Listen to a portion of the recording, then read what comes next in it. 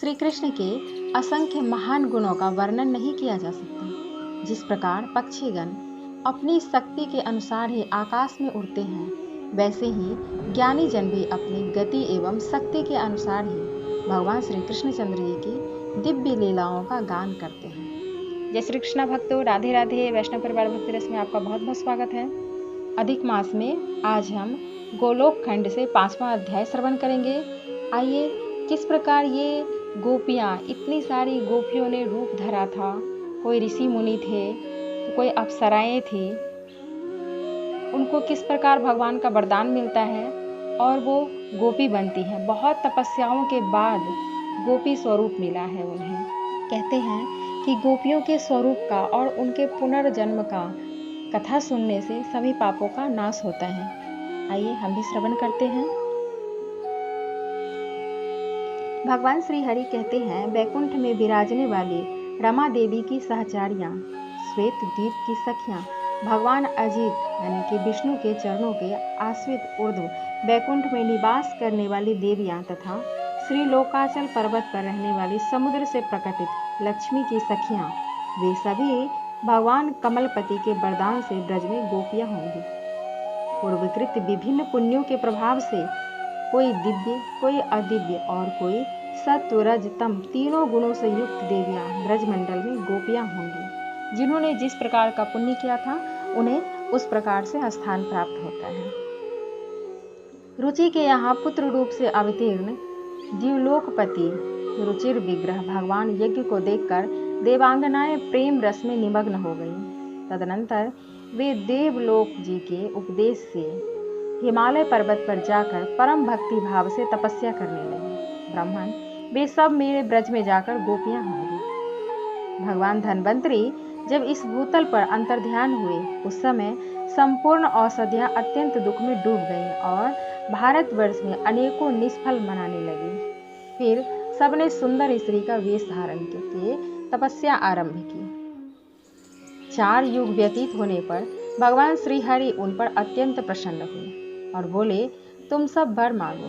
यह सुनकर स्त्रियों ने उस महान वन में जब आंखें खोली, तब उन श्री हरि का दर्शन करके वे सब की सब मोहित हो गई और बोली, आप हमारे पति तुल्य आराध्य देव होने की कृपा करें। भगवान श्री हरि बोले, औषधि स्वरूपा स्त्रियों, द्वापर के अंत में तुम सभी लता रूप से वृंदावन में रहोगे और वहां रास में मैं तुम्हारा मनोरथ पूर्ण करूंगा। श्री भगवान कहते हैं, ब्राह्मण, भक्ति भाव से परिपूर्ण वे वरभागिनी वारांगनाएं वृंदावन में लता गोपी होंगी। इसी प्रकार जालंधर नगर की स्त्रियां वृंदापति भगवान श्री हरि का दर्शन करके मन ही मन संकल्प करने लगी, ये साक्षात श्री हरि हम सबके स्वामी हो। उस समय उनके लिए आकाशवाणी हुई, तुम सब शीघ्र ही रमापति की आराधना करो।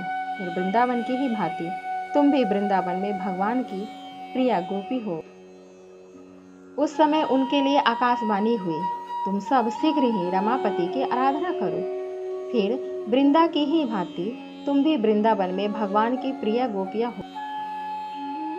मत्स्य अवतार में श्री हरि को देखकर समुद्र कन्याएं मुग्ध हो गई थी।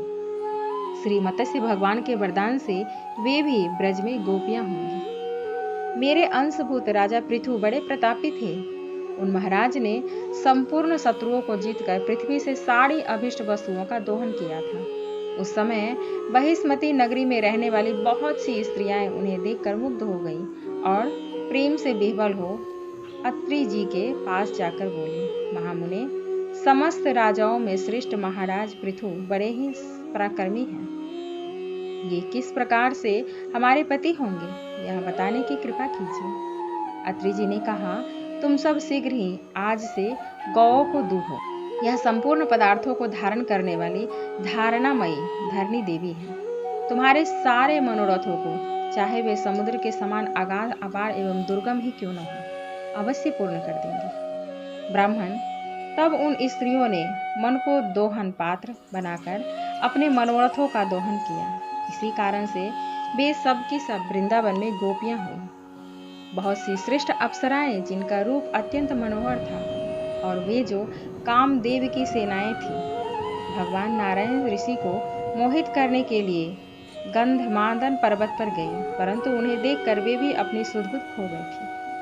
उनके मन में भगवान को पति बनाने की इच्छा उत्पन्न हो गई। तब सिद्ध तपस्वी नारद मुनि ने कहा, तुम ब्रज में गोपियां होगी और वहीं तुम्हारा मनोरथ पूर्ण होगा। इस जन्म में तो होने वाला नहीं है। ब्राह्मण सुतल देश की स्त्रियां भगवान वामन को देखकर उन्हें पाने के लिए उत्कट इच्छा प्रकट करने लगी। फिर तो उन्होंने तपस्या आरंभ कर दी। अतः वे भी वृंदावन में गोपियां होंगी। जिन नागराज कन्याओं ने शेषावतार भगवान को देखकर उन्हें पति बनाने की इच्छा से उनकी सेवा समाधना की थी, वे सब बलदेव जी के साथ रास विहार करने के लिए ब्रज में उत्पन्न होंगे। कश्यप जी वसुदेव होंगे। परम पूजनीय अदिति देव की रूप में अवतार लेंगे। प्राण नामक वसु सूरसेन और ध्रुव नामक वसु देवक होंगे।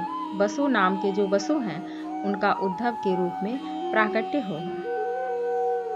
दयापरायण दक्ष प्रजापति अक्रूर के रूप में अवतार लेंगे। कुबेर हृदय के नाम से और जल के स्वामी वरुण कृतवर्मा नाम से प्रसिद्ध होंगे। पुरातन राजा प्राचीन बरही गद एवं मरुत देवता उग्रसेन बनेंगे। उन उग्रसेन को मैं विधानतः राजा बनाऊंगा और उनकी भली भांति रक्षा करूंगा। भक्त राजा अम्बरीश, युधान और भक्त प्रवर प्रहलाद सत्यकी के नाम से प्रकट होंगे। क्षीर सागर संतनु होगा। वसुओं में श्रेष्ठ द्रोण साक्षात भीष्म पितामह के रूप में उत्पन्न होंगे। दिवोदास सल के रूप में एवं भग नाम के सूर्य धृतराष्ट्र के रूप में अवतीर्ण होंगे। पूषा नाम से विख्यात देवता पांडु होंगे। सत्पुरुषों में आदर पाने वाले धर्मराज ही राजा युधिष्ठिर के रूप में अवतार लेंगे। वायु देवता महान पराक्रमी भीमसेन तथा स्वयंभू मनु अर्जुन के वेश में प्रकट होंगे। सतरूपा जी सुभद्रा होंगी और सूर्य नारायण कर्ण के रूप में अवतार लेंगे। अश्विनी कुमार नकुल एवं सहदेव होंगे। धाता महान बलशाली ब्राह्मलिक नाम से विख्यात होंगे। अग्नि देवता महान प्रतापी द्रोणाचार्य के रूप में अवतार लेंगे। कली का अंश दुर्योधन होगा। चंद्रमा अभिमन्यु के रूप में अवतार लेंगे। पृथ्वी पर द्रोण पुत्र अश्वत्थामा साक्षात भगवान शिव का रूप होगा। इस प्रकार तुम सब देवता मेरी आज्ञा के अनुसार अपने अंशों और स्त्रियों के साथ यदुवंशी, कुरुवंशी तथा अनन्य वंशों के राजाओं के कुल में प्रकट होंगे। पूर्व समय में मेरे जितने अवतार हो चुके हैं उनकी रानियां रमा का अंश रही हैं। वे भी मेरी रानियों में 16,000 की संख्याओं में प्रकट होंगे। श्री नारद जी कहते हैं, राजन, कमलासन ब्रह्मा से यूं कहकर भगवान श्री हरि ने दिव्य रूप धारणी भगवती योग माया से कहा। भगवान श्री हरि ने कहा, महामते, तुम देवकी के 7वें गर्भ को खींचकर उसे वसुदेव की पत्नी रोहिणी के गर्भ में स्थापित कर दो। वे देवी कंस के डर से ब्रज में नंद के घर रहती हैं। साथ ही तुम भी ऐसे अलौकिक कार्य करके नंद रानी के गर्भ से प्रकट हो जाना।